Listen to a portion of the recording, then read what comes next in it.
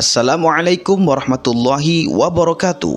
Sahabat Murojaah Channel yang dimuliakan oleh Allah, pernikahan adalah hal fitrah bagi manusia untuk melanjutkan keturunan yang baik.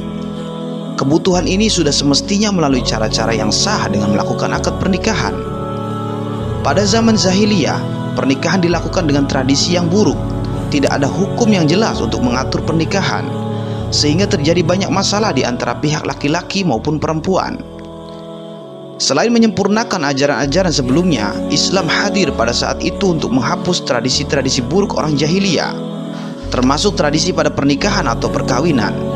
Lantas seperti apakah tradisi dan praktik pernikahan di zaman jahiliyah itu? Tonton video ini hingga akhir agar tidak gagal faham.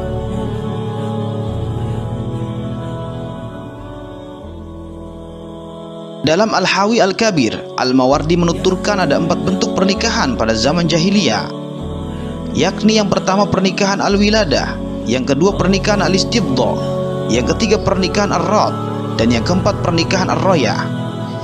Keempat bentuk pernikahan ini berdasarkan hadis Aisyah yang diriwayatkan Al-Bukhari dalam sahihnya, "Annan nikaha fil jahiliyati kana ala arba'ati anha'in fanikahum minha nikahun nasil yaum." Artinya, sesungguhnya pernikahan pada zaman jahiliyah ada 4 bentuk. Satu bentuk diantaranya adalah pernikahan seperti orang-orang sekarang. Hadis riwayat Al-Bukhari.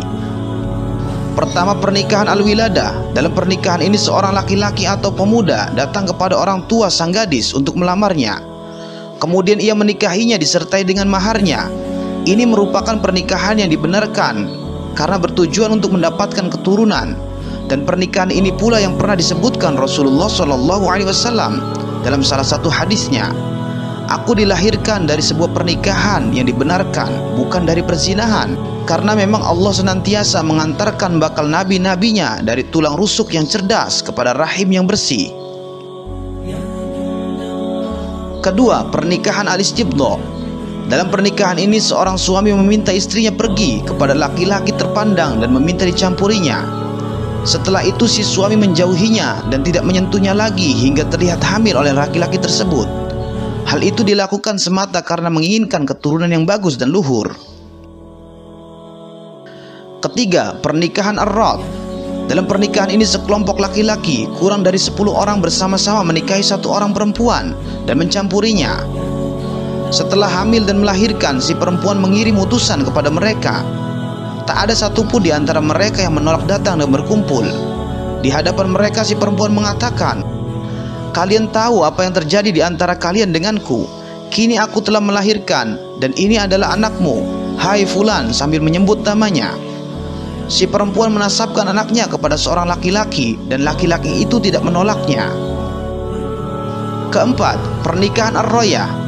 Dalam pernikahan ini sejumlah laki-laki datang ke tempat para perempuan sundal. Sebagai tandanya perempuan-perempuan itu menancapkan bendera yang disebut Ar-Rayah di depan pintu-pintu mereka, sehingga siapapun laki-laki yang melintas dan menginginkannya tinggal masuk ke dalam rumah. Jika salah seorang perempuan itu hamil dan melahirkan, para laki-laki tadi akan berkumpul atau dikumpulkan.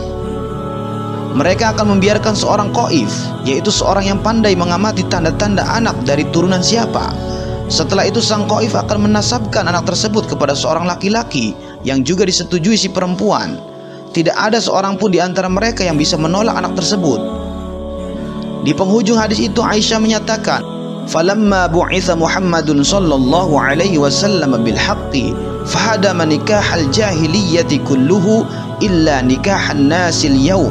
Artinya, ketika diutus membawa kebenaran Muhammad sallallahu alaihi wasallam, membatalkan semua pernikahan jahiliyah itu kecuali pernikahan seperti yang dilakukan orang-orang sekarang. 3 bentuk terakhir dari pernikahan di atas kemudian diharamkan dalam syariat Islam. Hanya saja dalam Al-Mawsu'ah Al-Fiqhiyah Al-Kuwaitiyah ditambahkan 1 bentuk lagi pernikahan yang diharamkan dalam syariat, yaitu pernikahan Sighar, yakni seorang laki-laki menikahi putri atau saudari perempuannya dengan laki-laki lain, dengan tujuan agar dirinya bisa menikahi putri laki-laki lain tersebut tanpa mahar. Demikianlah bentuk-bentuk pernikahan pada zaman jahiliyah. Semoga menjadi pelajaran bagi kita semua, sekaligus bisa menjauhi praktik-praktik pernikahan ala jahiliyah yang diharamkan syariat Islam. Demikian, wallahu a'lam bishawab. Wassalamualaikum warahmatullahi wabarakatuh.